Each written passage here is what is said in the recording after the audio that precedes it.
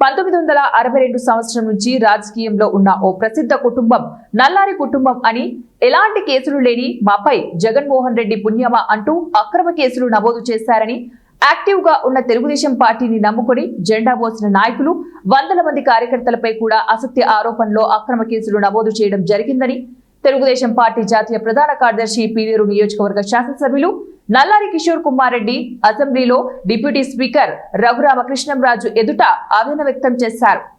గతంలో జరిగిన ఎన్నికల ప్రచారంలో గెలవడానికి నాయకులు కార్యకర్తల్ని అడ్డు తొలగించుకోవాలన్న ఉద్దేశంతోనే ప్రచారంలో పాల్గొనకపోయినా ఇండ్ల దగ్గర ఉండే వారిపైన కూడా కావాలనే కక్షలతో కేసులు నమోదు చేశారని అసెంబ్లీలో ఆయన తెలియజేశారు. హైకోర్టులో రిలీఫ్ వచ్చింది. మా బెయిల్ రద్దు కోసము ఆయన సుప్రీంకోర్టుకు పోయినారు. అధ్యక్ష, రాష్ట్ర ప్రభుత్వం 60 లక్షల డబ్బు ఖర్చు పెట్టి మా బెయిల్ రద్దు కోసం సుప్రీంకోర్టు పోయినారు. ఆ రోజు ఏదో దేవుని దయ వల్ల సుప్రీంకోర్టులో కూడా మాకు న్యాయం జరిగింది కాబట్టి మేము బయటపడినాం. లేకపోతే 3 నెలలు జైల్లో ఉండాల్సి వచ్చు మేమందరం కూడా.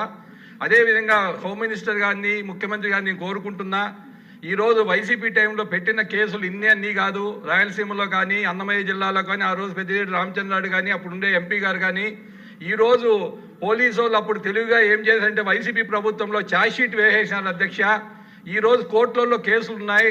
100 మంది తమ్మలపల్లి కానీ, మదనపల్లి కానీ, పీలేరు కానీ, తర్వాత అన్ని రాయచోటి కానీ, రాజంపేట కానీ, కోడూరు కానీ, ఉమ్మడి చిత్తూరు జిల్లాలో కూడా అందరూ కోర్టుకు తిరుగుతున్నారు.